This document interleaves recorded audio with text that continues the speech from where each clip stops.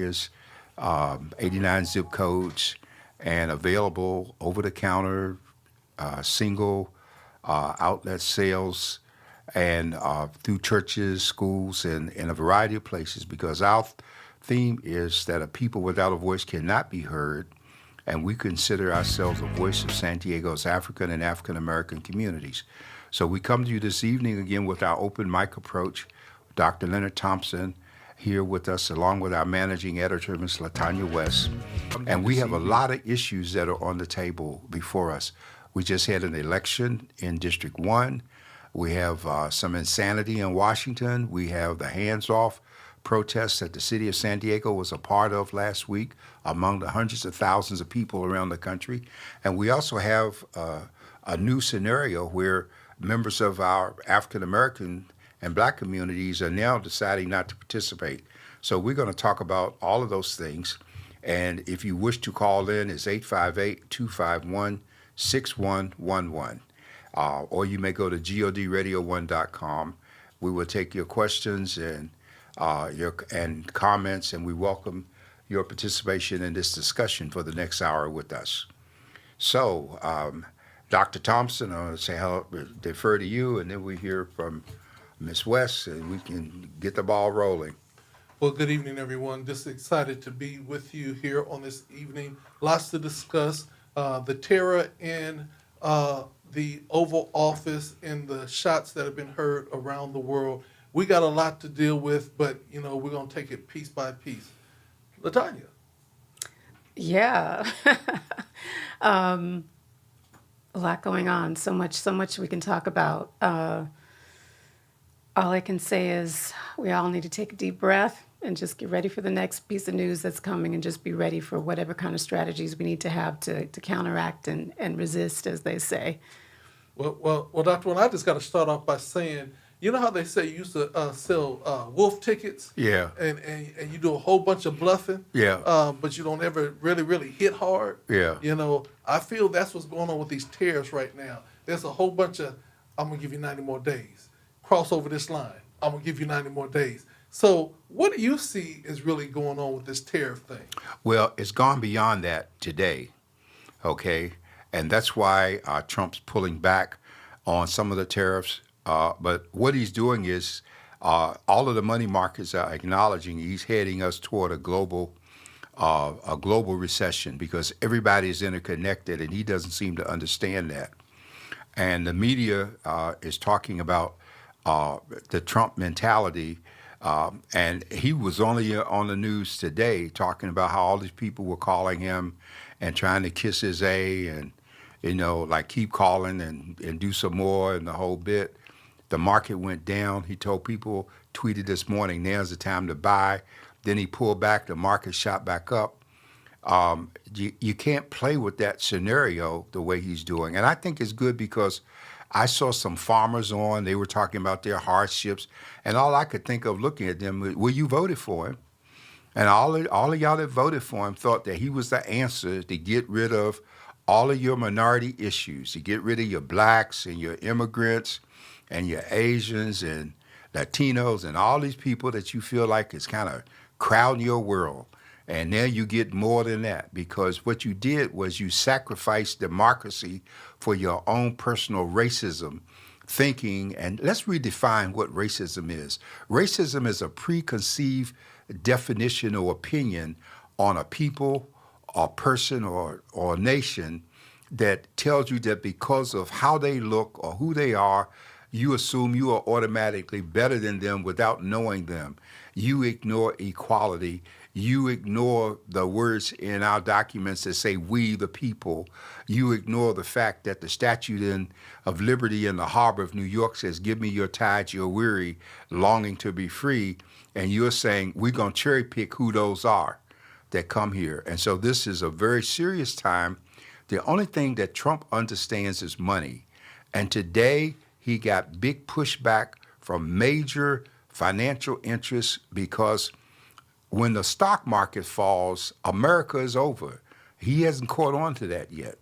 And so this is serious stuff. And that's why we built in some checks and balances with the market because of the things that we're looking at. So far, people have lost over $60 trillion in value. Now, and that it affects pensions and 401ks and a whole bit. So how do we help people understand that? I think, Dr. Warren, that is really a setup.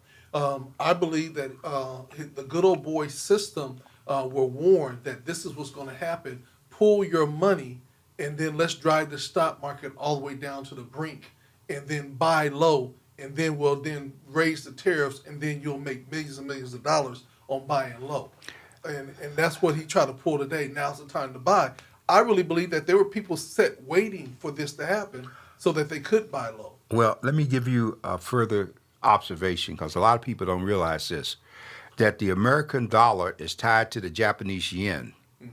And while he was making these announcements, things were happening in Japan with the yen. The strange thing about the yen and the dollar is that when the dollar is up, the yen is down. When the yen is up, the dollar is down. And we can't afford to play this seesaw game with Japan, even though we increased the tariffs on China up to 125%. And China in return has pulled back on the whole TikTok thing because they know if they pull TikTok, there's 170 or 80 million Americans that go into free fall in terms of losing money and business because of the extent to which they're tied in. So this Japanese thing today, and they don't want to mention it, but if you look very closely, the activity in Japan was very much connected to him pulling back on the tariffs, trying to give more days. Well, you can only do the yo-yo so many times. And so people are not going to, they're just going to use that time to freeze. And when they freeze and they hold, the economy still drops. And so everybody is feeling it. Here in San Diego, we're feeling it as some of our local entities in the healthcare area have had monies that they think they're losing, they're not sure.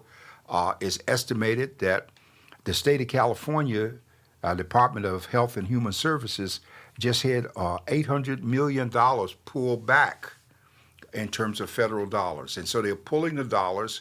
They're messing with Social Security, which is a lifeline, the umbilical cord to the elderly and the disadvantaged and all those people. And so I have a very powerful editorial this week. And my editorial deals with what Democrats must do now other than just talking. Cory Booker did a nice 25-hour thing. He woke some people up, but there's stuff that needs to happen. And I specifically say what needs to happen in the House of Representatives. Look at the fact that we have 213 Democrats and 218 Republicans. But look at the fact that for everything that Trump is doing, he is violating the Constitution and statutes referring to how tariffs can be handled. And so bills need to be introduced every day by the Democrats in the House. Well, somebody will say, well, what good is that? Because Mike Johnson is the speaker and he's Republican and they got 5 more votes than the Democrats. And if they vote together, then what can you do? Here's the key to why this needs to happen.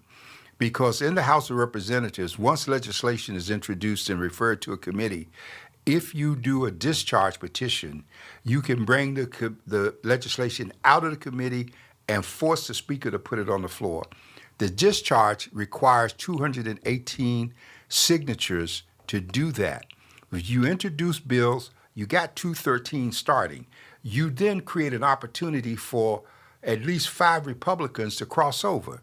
Meanwhile, you need to get back to your relationship with your local community press so that we are doing the right kind of stories, because it's not going to happen on mainstream media. And we need to put the stories out there and feed what's taking place with the hands-off, so that now hands-off is hands-off of our Social Security and retirement and all these other things, but it's got to be hands-on in terms of voter registration and picking people for each Republican district. In California, there are 12 Republican seats. We ought to have 12 campaigns developing. We did this 50 years ago in D.C. when we were trying to fight the Southerners, the Dixiecrats, trying to control D.C. and not let us have home rule. We went into their districts and we organized people against them, and we poured money in and we unseated them, and we broke that chokehold. So this is what the Democrats need to do now. Stop being polite, stop being cerebral, and get down to the nitty gritty and bring it home to us. I got to take another moment with this, though, because I'm very disturbed that this past week we covered the hands-on here. Hands off. Hands off. My son covered it in great detail. It's online. It's front page in the paper this week. The interviews and the whole bit. The most disturbing thing to me about it was the black folks saying, well, we did Black Lives Matter and they didn't come out, and so we're not coming out. First of all, that's a lie from the pit of hell. If you go back and look at the footage of Black Lives Matter, in most of those demonstrations, there were more white people involved than there were black people. And around the world, there were white people involved in those protests. So that's number one, that's a fallacy. Number two, we've got to break this welfare entitlement, lazy nigger mentality that says we can lay back, we've been injured, we ain't gonna do nothing, we ain't gonna participate. You deserve to suffer every inconvenience you have if that's your attitude. And if you do that, then you're going to be in the same boat with Roger Redneck and all his cousins who voted for Trump, and now they're getting screwed. The farmers are getting screwed. The soy can't sell. They can't move their products. And we suffer along with them because we are part of it. Statistically, it has been proven that with what's happening from the administration's executive order attacks, that black people are at the moment appear to be suffering the least, but that's not a valid statistic because we were already suffering before it started. And so these are the things that we need to talk about, folks. You need to get off your butts. You need to pick up a pen. You need to get out and march. If you see a protest, join one. John Lewis said, get in good trouble. Good trouble is getting out there where you need to be out there. And so I needed to take this 14 minutes to stress this because a lot of people are listening and laid back, having your margarita and your whatever you're drinking and you chilling. Well, you need to unchill and get involved in what's going on here. Well, it kind of reminds me of what happened in 2016 when Bernie Sanders supporters got mad about what the Democrats had done at the convention, backing Hillary in whatever ways they ended up doing that, and Bernie Sanders didn't become the nominee. So they just decided they were just going to have a fit and not vote. And look what happened. We got Trump. And now I empathize with the complaint because they're saying, you know, we've been on the front lines and this is not our fight and the white people need to stand up and solve this problem. We can't solve it for you. We've been on the front lines. But it's kind of like, okay, wait. What we've dealt with is nothing compared to our ancestors. Nothing. Thank you. You know, slavery, Reconstruction, Jim Crow, et cetera, et cetera, et cetera. So this little bit that we've had to deal with in our lifetime, my lifetime, is nothing. And in my opinion, Black Lives Matter, that was important. But this goes even beyond Black Lives Matter, in my opinion, because we are in an existential crisis. We are not in normal times. And this is not the time to sit out. This is just not the time. You could be pissed, you can be mad, you can bring up the issue, but that's where it ends because we're all in this fight together, all of us. Well, and I think that one of the things that we have to be very clear is that this is not a argument of Democrats and Republicans. It's really about argument between people that want to see our nation continue to be here Exactly. or our nation go away. You're here and you live in the United States.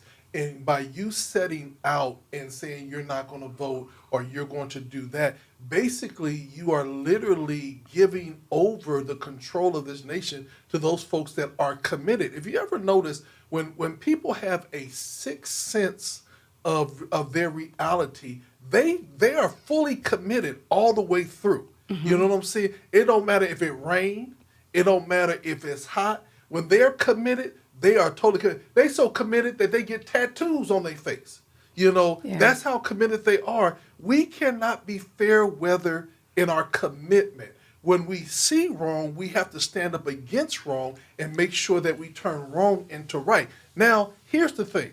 The thing that I want people to pay attention to is that, and I applaud Donald Trump because he is an equal opportunity disappointment across the board. Don't matter if you're black, white, purple, or green.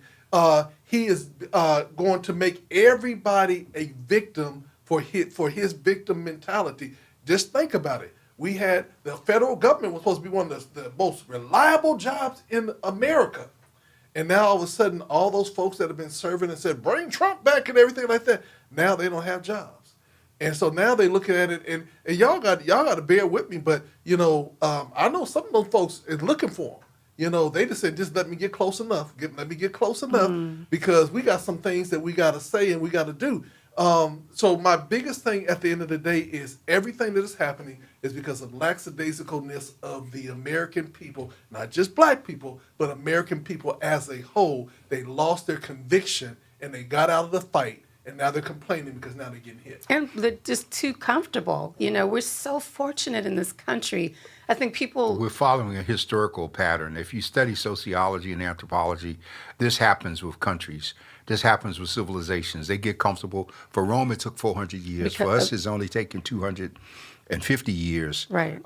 To make this whole thing what it is, you see. Yeah. We in the Genesis, it talks about Joseph's time in Egypt and his saving the nation and all the things that he did. But then it gets down there after Joseph, and I always love these words. It says, and there arose a Pharaoh that knew not Joseph.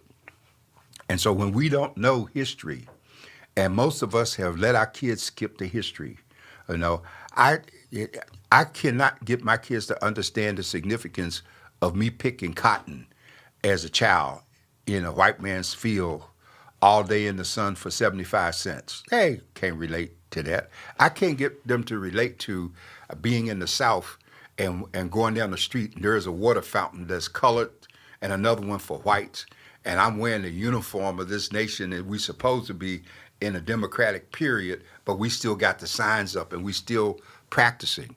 And Trump's goal is to turn the clock back prior to Reconstruction, if he possibly could. He would have us slaves. He's taking. I believe it. He's pushing to take the books out. Look at Hessler. Went to West Point and make him take Jackie Robinson and all these things out that were a part of it. They're bringing back the statues, the Confederate statues that were taken down, and they're still trying to do the book thing. But the one hero in all of this, I believe, that people should be conscious of is the governor of Arizona.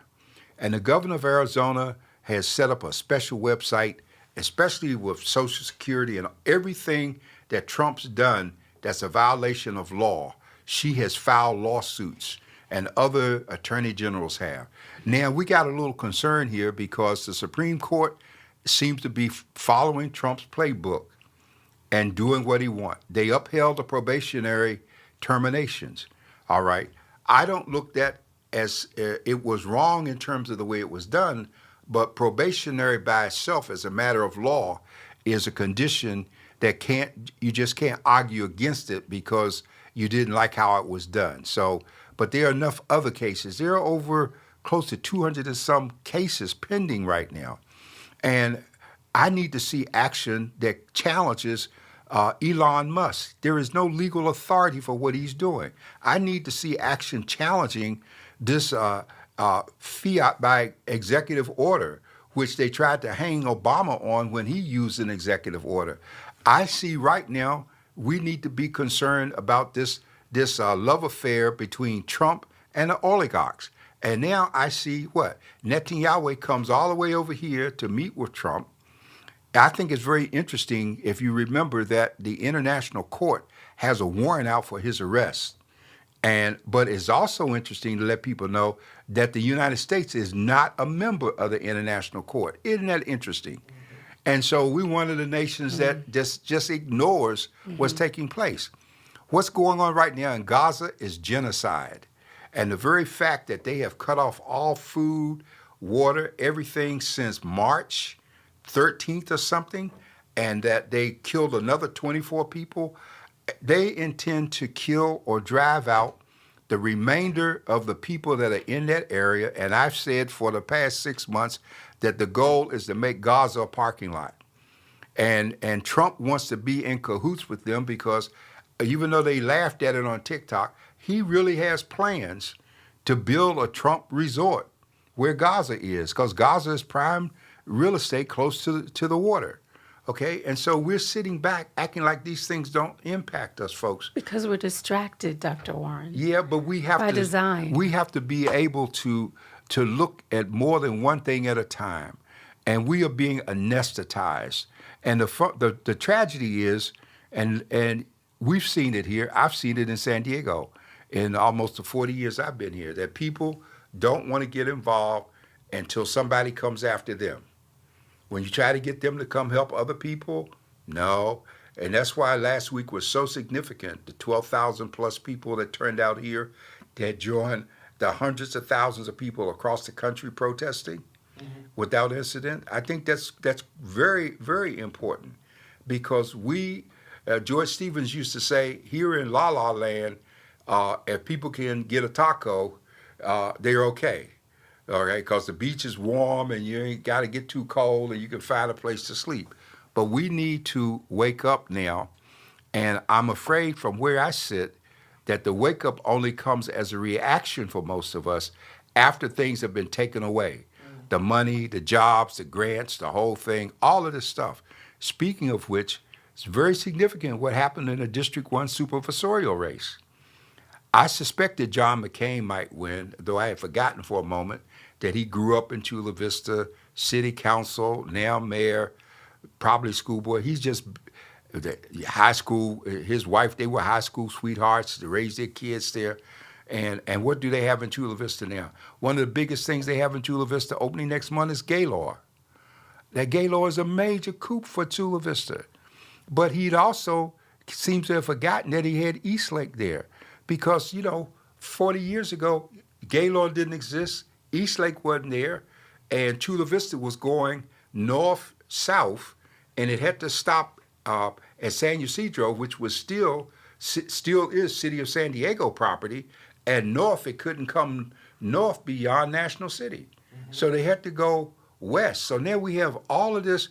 What means is that 3 Republican males are going to end up controlling the Board of Supervisors. What's his name from North County? The one from East County, their names have come to me at the moment.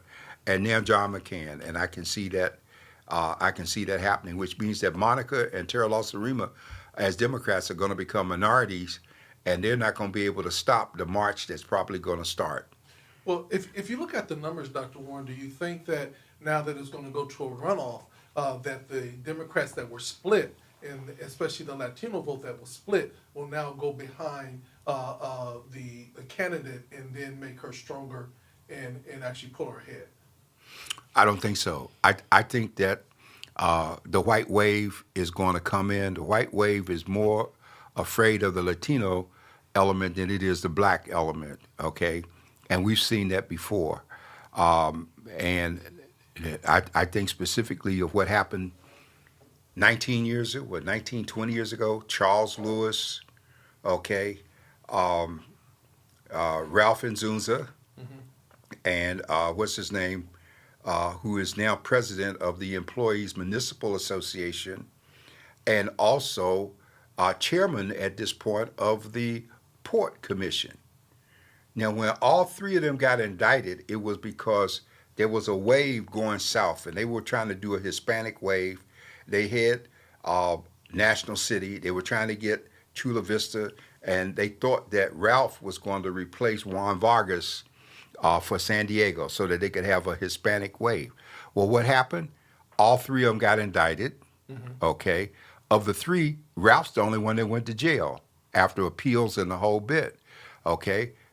Charles died, and what's his name? It's come to me as I'm talking. What happened with him, his family was connected in terms of La Jolla, and what happened with him, I've never seen happen anyplace else in America's judicial system. These people were convicted in federal court, and the judge in the case came and reversed the conviction and let him off, and the U.S. attorney didn't file a challenge. And now here we are 20 years later, he's a respectable, upstanding citizen of the community like it never happened. And the others are gone, you see. So San Diego, you would never see all of the hands that are moving the puppeteers. It's behind the scenes, and it doesn't have to become visible.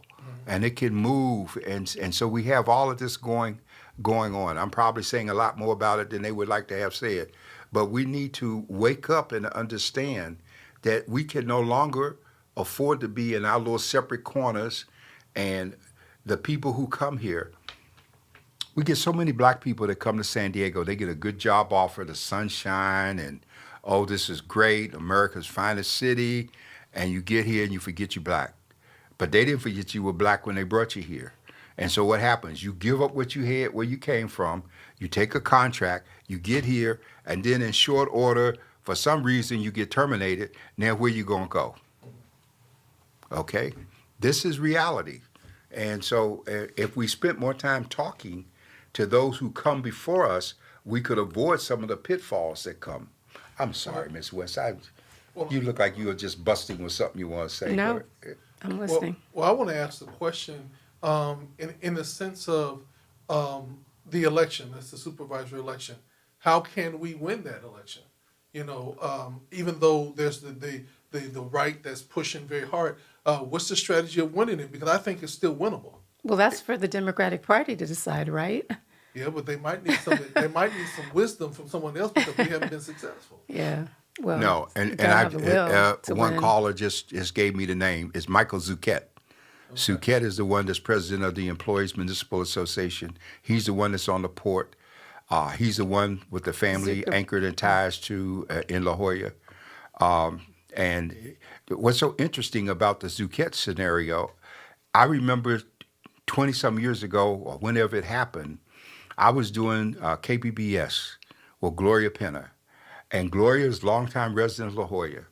And I remember when we were discussing it before we went on the air, and Gloria made a prophetic observation. She says, whatever happens is going to go away. And San Diego has that capacity to make things go away. Okay? So it's a matter of just paying attention to trusted sources to find out the issues and just keep tabs on what's going on. Well, even labor to a large extent was fixed. I mean, I thank God for people like Doug Moore who came and helped elevate things in terms of United Domestic Workers.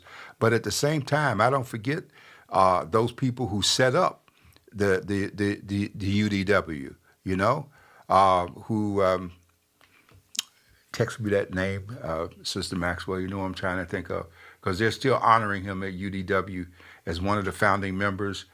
He and Kahora, what's her name?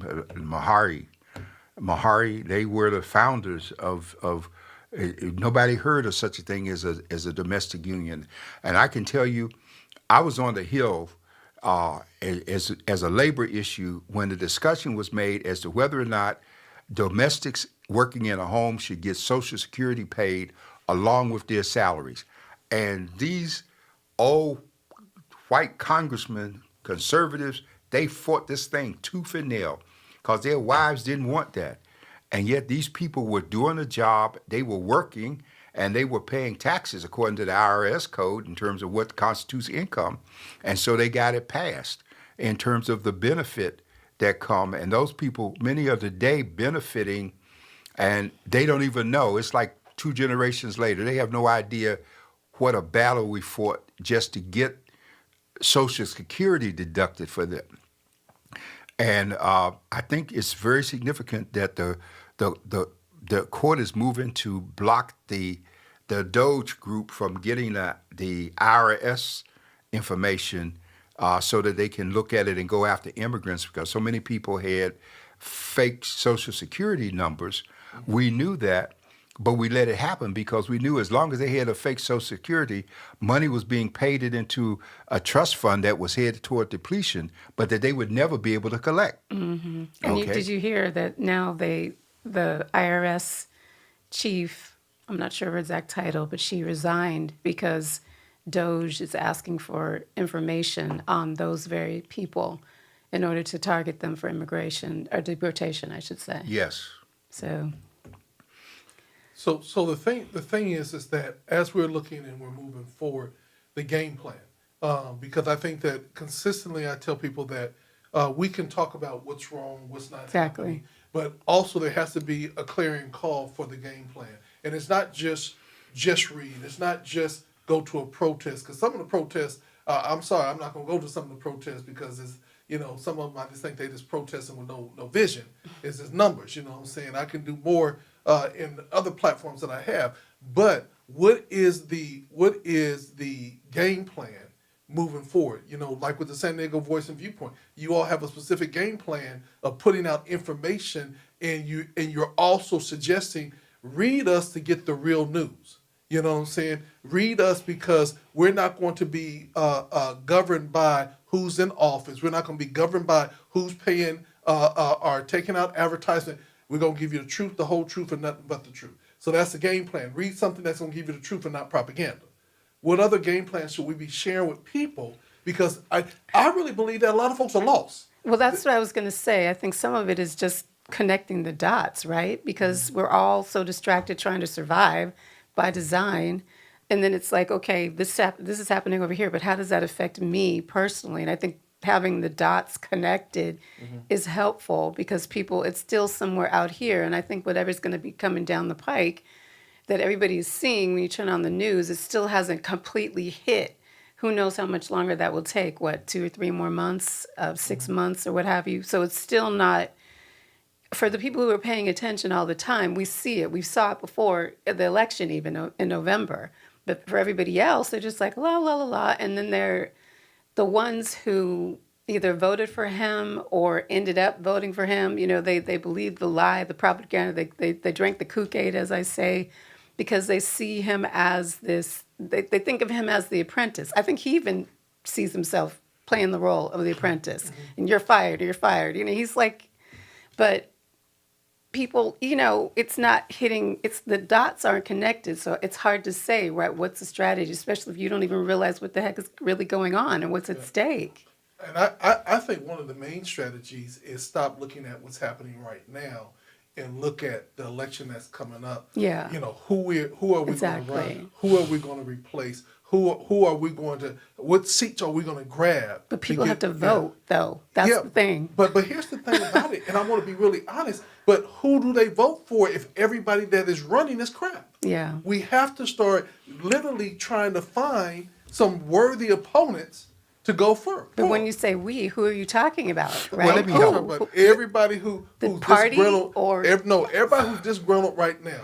Because we could do a whole bunch of talking, but when we come down to putting up folks for election, they're like, well, why don't you run? Well, no, but there's something else has to happen before all of that, folks.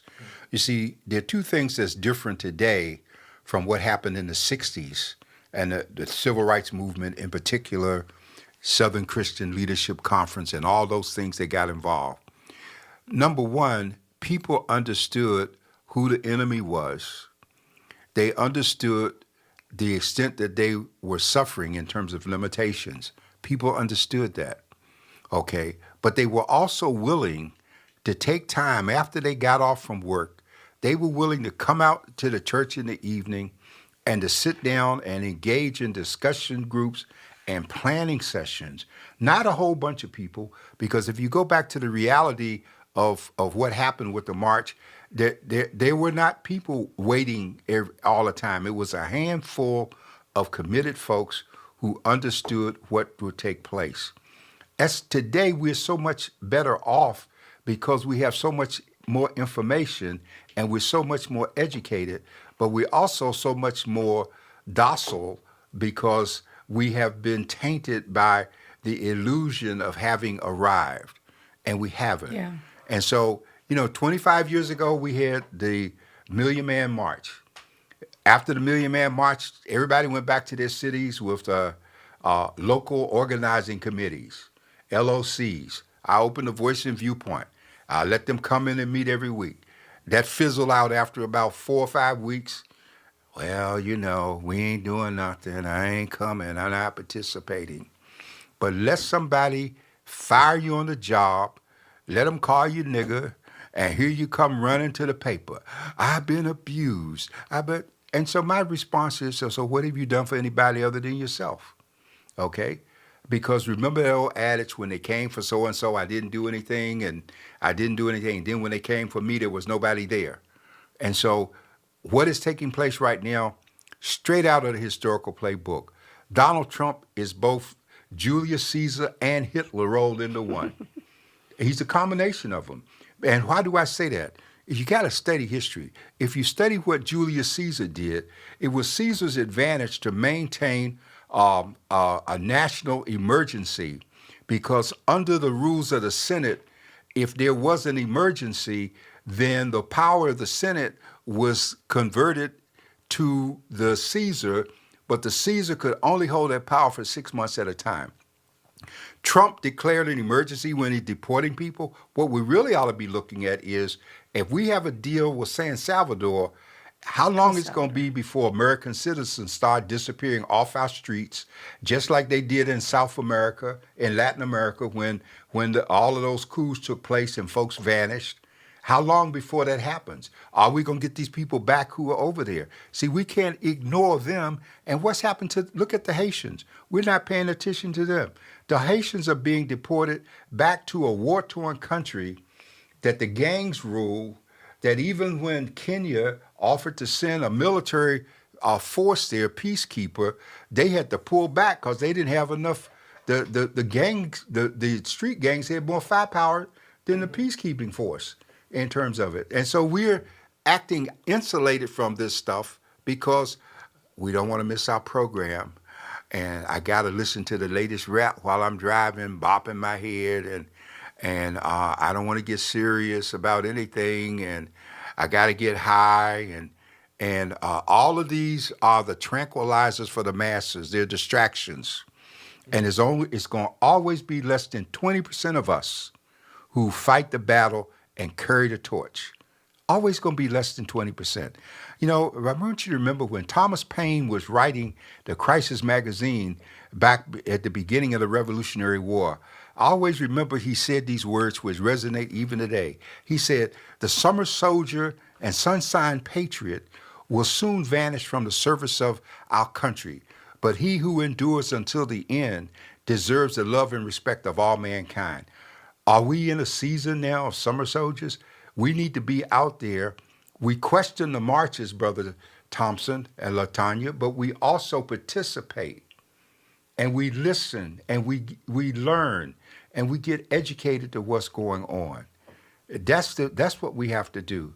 And so I know I'm preaching to the choir, and I'm hoping that somewhere out there listening in silence there's somebody that's going to wake up, and get up. Because, I remember... think people are waking up. I think they are. They're knowing that something is definitely not right, for sure. Well, I want to, just going back, there's a comment that says, but y'all don't pass the baton. And my whole thing is, and I want to say this very clearly, pass it to who? That's right. You can't get the baton if you ain't standing Because so many times we're passing the baton is being dropped, sometimes the baton is being thrown back at us. Sometimes people don't want to take the charge. So my whole energy is there are, and I want to say this because I don't want us to generalize or just say that everything's that. There are a lot of people out there that are trying to pass the baton, but there's nobody willing to grab the baton because of the weight you have to bring to carry the baton. The baton is not a light thing. When you get past the baton, it's a very heavy thing. And how do you carry it with dignity and yet respect? There are a lot of people that want the baton, but have no background on what the baton is the importance of the baton. So you give it to them, and they sitting up there juggling with it. They tapping it around. They don't know what to do with it, and then they wonder why people are looking at them like they're crazy. Well, also, why do they want the baton too? Is it because they're just wanting to say they have it? You know what I mean? It's like what you all are missing commitment. in this discussion. What you're missing is that if people haven't been prepared for the baton has no significance for them. Mm-hmm. Okay, and you see, the black folks of yesterday understood that whatever happened to them happened to all of us. When Jesse Owens ran in that Olympics to embarrass Hitler, he did so for all of us. And he paid the price when he came back home because nobody would give him a job in terms of what he did, okay? Today we have young people who are smarter, they're educated. Uh, Joe Louis, when he fought Max Schilling, people were glued to their radios. Wasn't no television in those days. Black folks were pulling for Joe.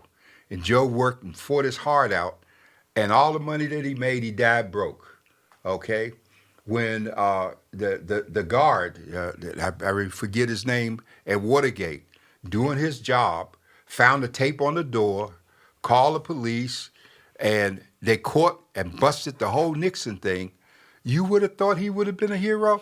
He died poor, living in a little shack on his mother's property in Georgia without running water or electricity because nobody would hire him. He was blackballed for the good deed that he done.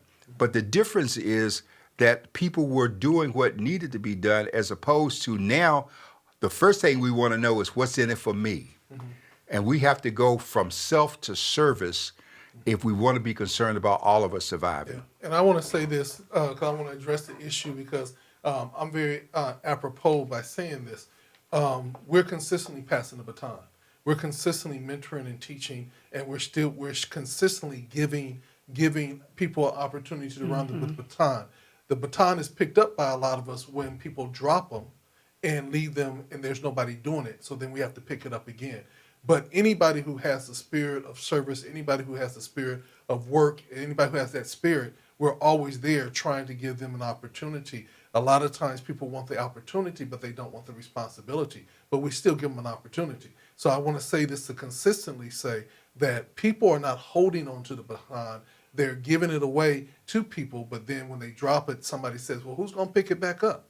Who's going to pick it back up? GOD Radio came about because the baton was dropped, and we had to pick it back up after we had placed the baton several times in other places. And so I want to say it consistently that no more victims. We're not a victim.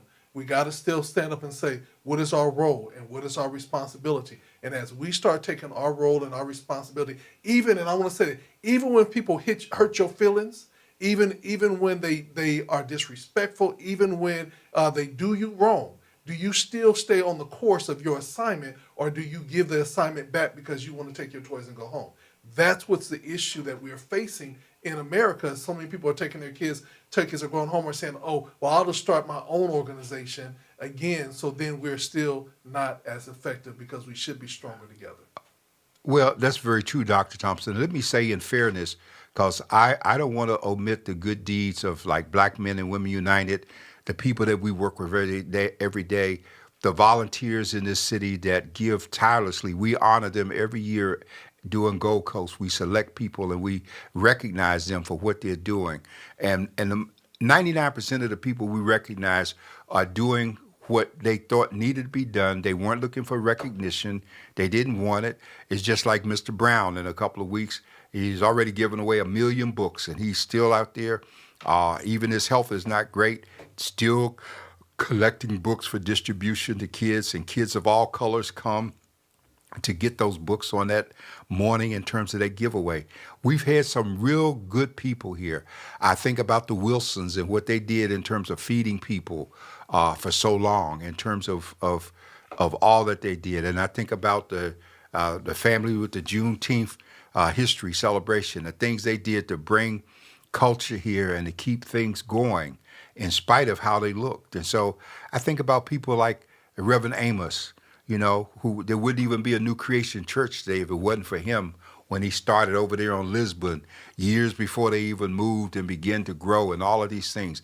I look at Pastor Stewart's church and think about how Reverend Manley started that little church around the corner. We would have never thought that what he started there and that what he put together over on Darby Street would have grown to be what it is today. So we don't always live to see the results, but we need to sow the seed so that it can give, it can grow. The Bible says, one man planteth, another watereth, but God giveth the increase.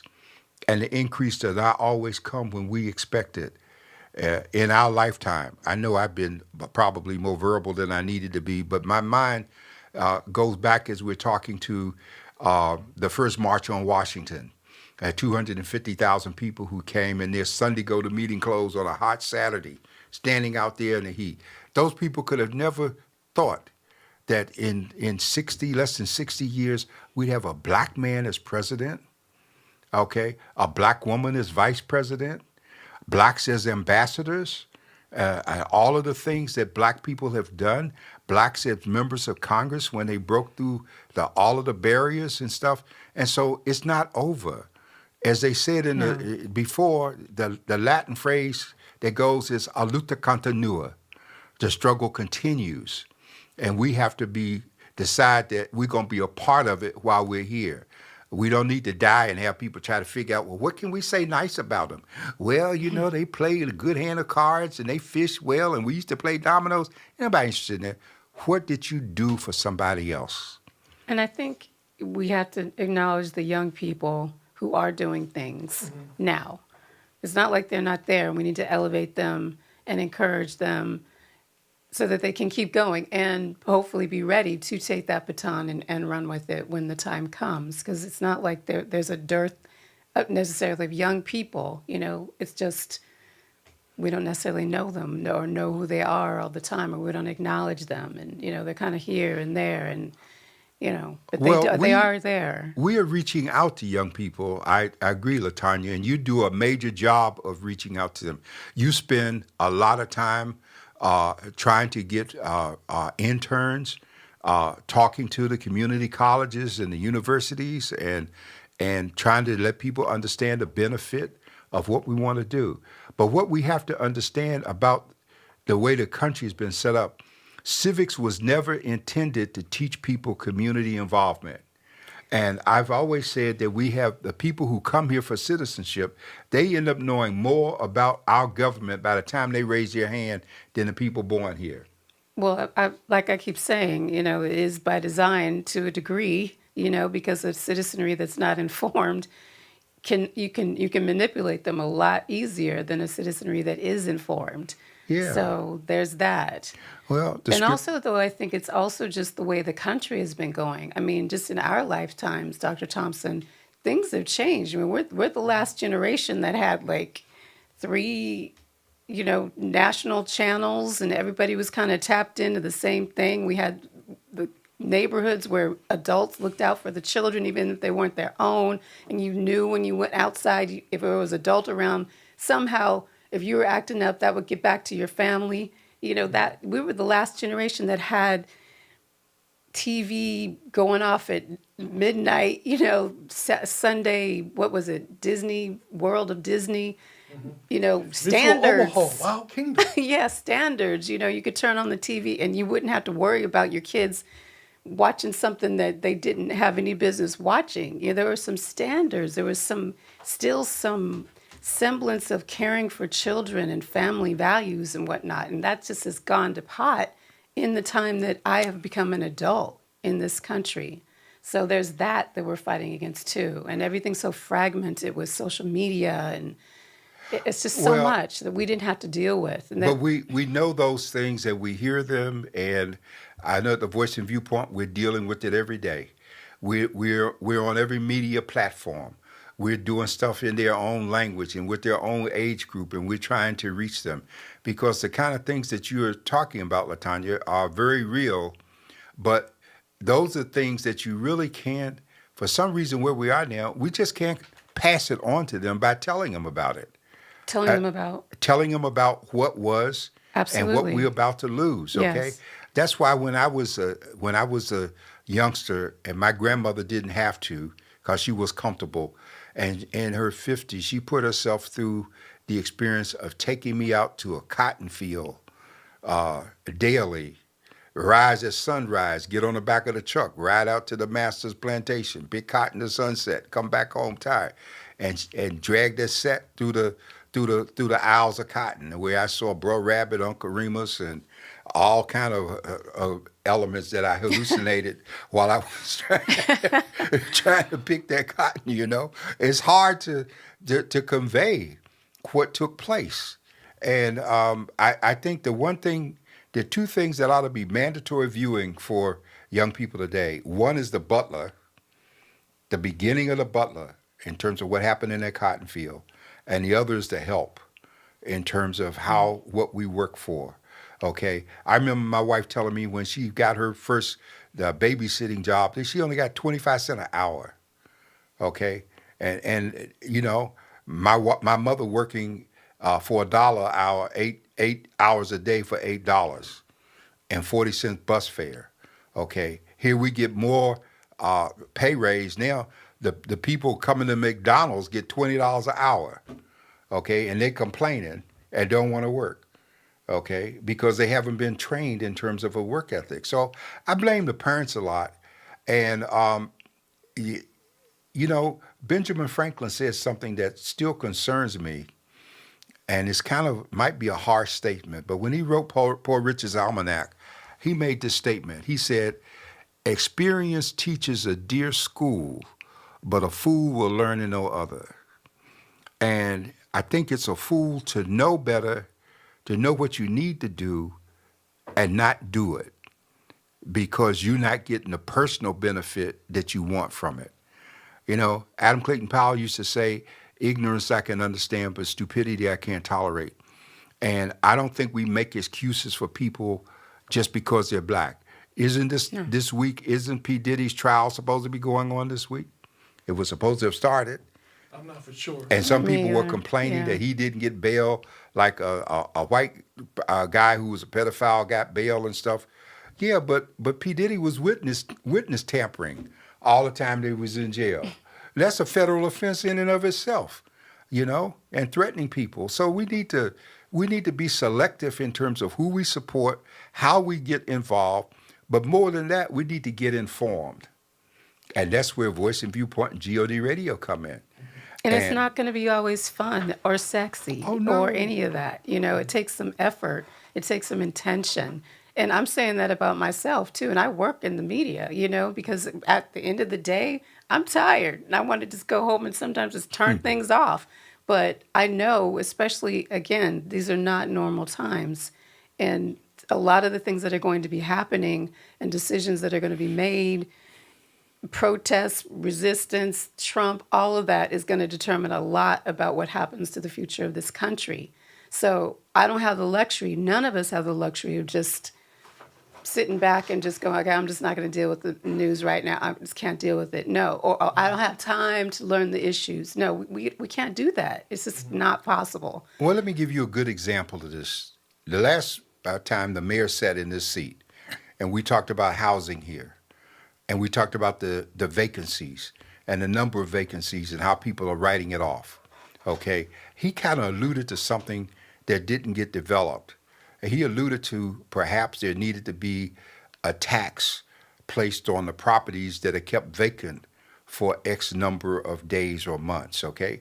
Now, what's the significance of that? We can say, well, I'm not homeless, but yet we know that, you know, basic rents, it costs you at least $5,000 to relocate and all of these things that are going on here. So what do we see? We are in a county, 1.3 million in the city, 3 million in the county, San Diego, I think, maybe a little more. But we're in a county where 49% of the people who live here are renters. But I bet you that 49% don't vote. Now, if that 49% voted, they would be able to impact who sits on the city council, and we would get a lot further than just a tenant occupancy provision that's all watered down and weak and not what it should be. We're still complaining about the homelessness growing, but we're not dealing with the cause. And the cause is the landlords and the rents. I think though people don't necessarily know, or they may feel disenfranchised because what do? You know, and then there may be an effort to do something, it gets knocked down for whatever reason, or it doesn't work out, or you know, I feel like I can speak for the people who just don't know what to do, or they just are disheartened because of what they've seen happening. And that's where I feel the media our media can connect the dots, because even the mainstream media, they leave a lot out. They leave a lot out, or they just tell a piece of it and they don't connect it so people can get it, and really break it down to where this is how this is going to affect you. And I would just say, in terms of what to do, look at the organizations who are putting on the protests, look at the people who, and believe we're still trying to figure it out, but I think it's Indivisible and some others who put on those protests, and find those local organizations here in San Diego and check them out. Go to some of the meetings, Well, figure out what they're about. I want mainstream media to keep doing exactly what it's doing, because it leaves a space for us. All right? So Yeah. please, mainstream, just keep on ignoring the facts while we print the facts. But it's important for people to know that they're not fully reporting the facts. Well, They don't always, they will know that realize that. when they read what we write and they notice they didn't see it, that they will know. Yeah. That they will know the difference, and that's important.